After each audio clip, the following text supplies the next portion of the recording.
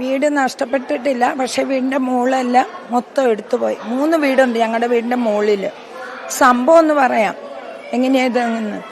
ഒരു 11:30 ആയപ്പോഴത്തേനും ഒരു കാറ്റാണ് വന്നത്. മഴ പെയ്യുന്നുണ്ട്, പക്ഷെ കാറ്റ് വീശിയപ്പോൾ ഇത് മരങ്ങൾ ഓടിക്കുന്ന കാറ്റല്ല വീശിയത്. അതായത് ചുഴലി പോണക്ക് ഒരു കാറ്റാണ് ആദ്യം വീശിയത്. അത് ഒരു അരമണിക്കൂർ വീശി കഴിഞ്ഞപ്പോഴത്തേന് ഭയങ്കര മഴ പെയ്യാൻ തുടങ്ങി. മഴ പെയ്ത് ഒരു 10-15 മിനിറ്റ്, ഏകദേശം ഒരു 12:15 12:30 ആയപ്പോൾ ഈ ബുള്ളറ്റ് റേസ് വരുന്ന കണക്ക് സൗണ്ട് കേട്ടു. അന്ന് കറണ്ടില്ല ആർക്കും. എന്നാൽ ഞങ്ങൾ കുറച്ച് പേരെല്ലാം കിടന്നിരുന്നു. അന്നേരം ഈ ബുള്ളറ്റ് റേസ് വരുന്ന സൗണ്ട് കേട്ടപ്പോൾ ഞങ്ങൾ എന്നാ ചെയ്തു, ഞങ്ങളെല്ലാവരും എഴുന്നേറ്റു. ഞങ്ങളുടെ അയൽവക്കക്കാരും എല്ലാവരും എഴുന്നേറ്റു. ഞങ്ങൾ നോക്കുമ്പോൾ ഈ ചീളിന്ന് പറയാം ഞങ്ങളിവിടെ, തോടെന്നൊക്കെ പല നാട്ടിൽ. അവരെന്നെ ഇത് എല്ലാവരും തോട്ടിലോട്ട് ലൈറ്റ് അടിച്ച് നോക്കുമ്പോൾ ഒരു ഉരുള് പോകുന്ന കണ്ടു. അന്നേരം ഞങ്ങൾക്ക് ഇവിടെ വെലങ്ങാട് ന്യൂസ് എന്ന് പറഞ്ഞൊരു ചാനലുണ്ട്, എല്ലാവർക്കും ഇടാവുന്ന.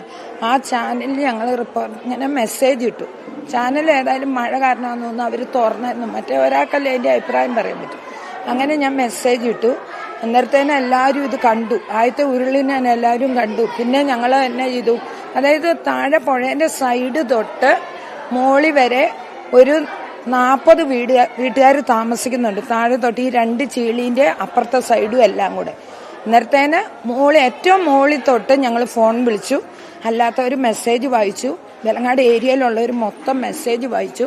പിന്നെ ഞങ്ങൾ എന്നാ ചെയ്തു, ഈ വസ്തു ചീളിയിലാണല്ലോ ഉരുള് പൊട്ടുന്നത്, അത് ഒന്നിനു പുറകെ ഒരു 3-4 ഉരുളായിട്ട് പൊട്ടി വന്നു. ഇന്നത്തെ ഞങ്ങൾ എന്നാ ചെയ്തു, ഈ നടുക്കത്തെ വീടുകളിലോട്ട് എല്ലാവരും മാറി മാറി നിന്നു. എല്ലാവരെയും ഫോൺ വിളിച്ച് ഞങ്ങൾ ഒരു 4-5 കുടുംബങ്ങൾ വീതം ഓരോ വീടുകളിലും നിന്നു. ആരും പുറത്തിറങ്ങരുത്, എങ്ങോട്ടും പോകരുതെന്ന് പറഞ്ഞു. അങ്ങനെ എല്ലാവരും ഞങ്ങൾ സുരക്ഷിതരായിട്ട് അതെ, പള്ളീന്റെ ക്യാമ്പിലാണ്. ഈ ക്യാമ്പുള്ളതുകൊണ്ടാണ് ഞങ്ങൾ കഴിയുന്നത്. 10-200 തിരിച്ച് വീട്ടിലേക്ക് പോകാൻ പറ്റുമോ?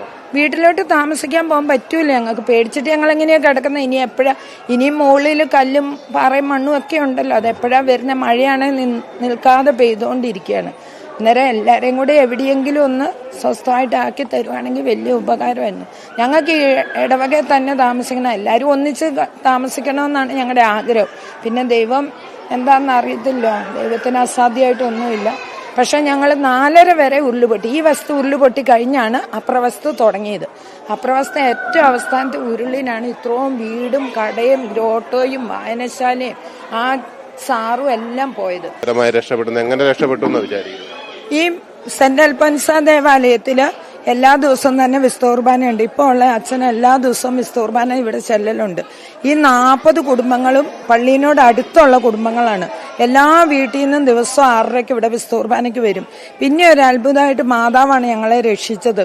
ഈ മെയ് 1-ാം തീയതി തൊട്ട് മെയ് 31-ാം തീയതി വരെ 7 മണി തൊട്ട് 7:30 വരെ മഞ്ഞച്ചിളി മാതാവിന്റെ ഗ്രോട്ടോയ്ക്ക് മുന്നിൽ ഞങ്ങൾ വണക്കവാസം വായിക്കുകയും ജപമാല ചൊല്ലുകയും ചെയ്തിരുന്ന കുടുംബങ്ങളാണ് ഈ ഗ്രോട്ടോയിന്റെ അടുത്തുള്ള. ആ കുടുംബങ്ങളിലാണ് ഉരുള് പൊട്ടിയിരിക്കുന്നത്. പക്ഷേ ആൾക്കാർക്ക് ഒരു അപായവും വരുത്താതെ മാതാവ് ഞങ്ങളെ കാത്തു.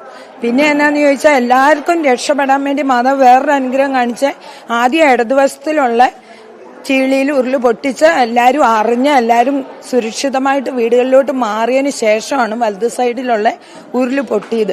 അത് ഏറ്റവും അവസാനത്തെ ഉരുളിനാണ് വായനശാല, വീടുകള്, കടകള്, കോഴിഫാം, മാതാവിന്റെ ഗ്രോട്ട എല്ലാ സംഗതിയും പോയത് ഏറ്റവും അവസാനത്തെ ഉരുളിനാണ്. വിശുദ്ധ കുർബാനയുടെ ഒറ്റ അനുഗ്രഹം കൊണ്ടാണ് ഞങ്ങൾ ഇന്ന് എല്ലാവരും ഇവിടെ ജീവിച്ചിരിക്കുന്നത്.